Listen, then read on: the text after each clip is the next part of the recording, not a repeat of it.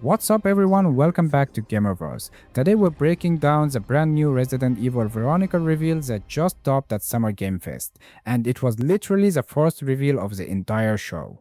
That's a brilliant marketing move by Capcom because anyone tuning in got hit with Resident Evil right out of the gate, and of course people started sharing clips and tagging friends immediately. Smart play flipping the old formula of saving the big announcement for the end. In this video I'm giving you the full breakdown. Trailer analysis shot by shot, the backstory of the original Code Veronica, and everything that's new in this reimagining. I'm Verti from Gameverse and let's start our video. Before we dive into the new stuff, you need to understand why Resident Evil Veronica holds such a special place in the community. When it released in 2000 for the Dreamcast, it was considered a major step forward, more cinematic, more ambitious, and ahead of its time. But what really made it memorable was Claire Redfield. Her performance here is so strong that a huge part of the fanbase actually prefers her over Leon. She's been absent from the mainline series for years, last seen in RE2 Remake, and fans have been asking for more Claire ever since. Here's the setup for those who haven't played the original. The events of Code Veronica take place 3 months after Resident Evil 2. After Claire and Leon survive Raccoon City and rescue a girl named Sherry, Claire sets off on a personal mission to find her brother Chris Redfield. Her intel points to Paris, France, where Umbrella has a major presence. While investigating and infiltrating Umbrella facilities there, she's captured because to Umbrella, anyone who knows too much is a threat. She's transported to a remote island prison called Drakeford Island. And that's where her nightmare begins. The story becomes a desperate escape attempt from an island that quickly turns into a full-blown biological disaster. Zombies, monsters, and a cast of complex characters, each with their own agendas. What made the story stand out from Resident Evil 1, 2, and 3 is how it blends obsession, love, hurt, and madness into something that feels like a new chapter for the franchise. Tied to the lore of the Ashford family. The aristocratic bloodline behind the virus is the center of the game. The name Veronica itself comes from a vertical research project inspired by the genetics of the family's ancient matriarch, also named Veronica. And this is not a standard remake. Capcom has described this as a complete reimagining, meaning they're not just repainting the original game in high resolution. They're rebuilding it from the ground up. Think of it like a new game that shares the same bones. Even if you know the original by heart, this will feel like something completely new. Built on Capcom's RE engine, the same engine behind Resident Evil 2, 3, and 4 Remake.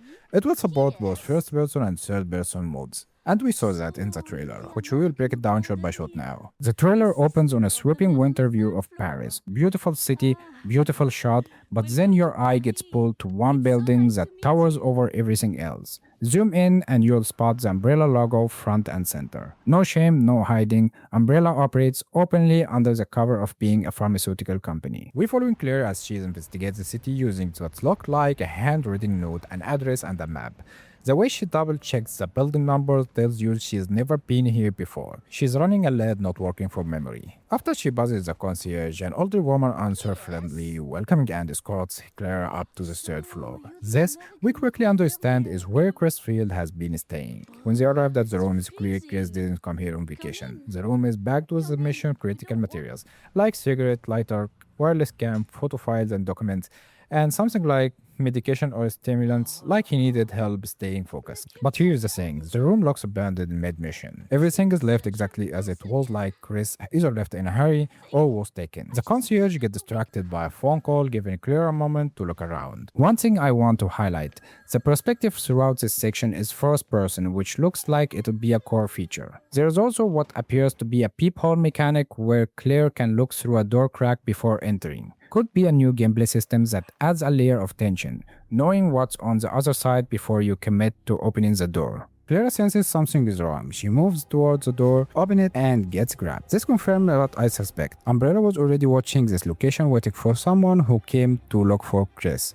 The figure who grabs her, I'm fairly confident that's Hank. The timing fits the story and it lines up with what Capcom seems to be doing with this character. They give him another Requiem, but this feels like they are setting him up for much more prominent role here. What's interesting is Claire's expression in that moment isn't fear. She looks determined, almost satisfied, like she just confirmed that Chris was taken, and now she has a lead to follow. After the capture, the trailer gives us a quick flashes of environments. A dense dark forest with a single light source, immediately atmospheric and gorgeous. An umbrella lab facility with a card reader, exactly what you'd expect from Rockfort Island, a close-up of a beetle or insect, a flex on just how detailed the RE engine can get on even the smallest creatures.